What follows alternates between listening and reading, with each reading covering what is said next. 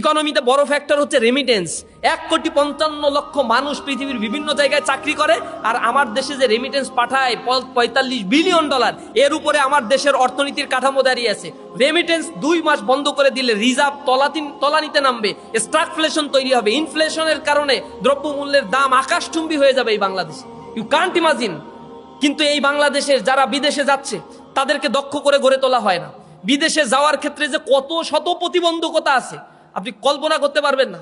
বাইরে একটা মিনিস্ট্রি আছে, এই মিনিস্ট্রি প্রবাসী কল্যাণ মন্ত্রণালয়ের কাজ হচ্ছে, তাদের অধীনে বাইরা আছে, এই বাইরায় অধীনে সারা বাংলাদেশে 120-এর অধিক ট্রেনিং ইনস্টিটিউট আছে।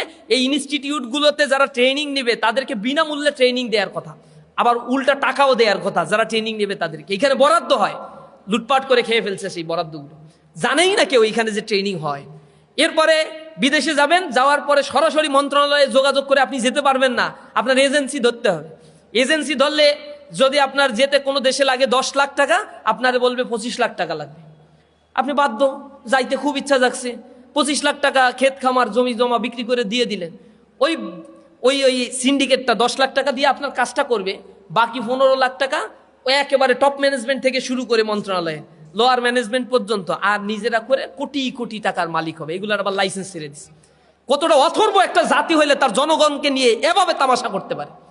এখানে তো উচিত ছিল যে এই একটা দেশের অর্থনীতি যার উপরে দাঁড়িয়ে আছে সেই দেশের অর্থনৈতিক কাঠামো আরো শক্তিশালী করার জন্য যুবকদেরকে সুপার ক্লাস ট্রেনিং দেই, বাজেট থেকে 1 লক্ষ কোটি টাকা বরাদ্দ রাখি। এখানে যারা বিদেশে কাজ করতে যেতে চায়, পড়াশোনা করতে যেতে চায়, তাদেরকে বিনামূল্যে তো পাঠাবোই, এরপরে প্রয়োজনে কিছু টাকা আরো দিয়ে দেই, কারণ ওরা তো কয়দিন পরে এখানে রেমিটেন্স পাঠাবে। আমার রাষ্ট্র এইভাবে চিন্তা করে না। এই দেশকে নিয়ে রাজনীতিবিদদের চিন্তা ভাবনা মোটেও নাই।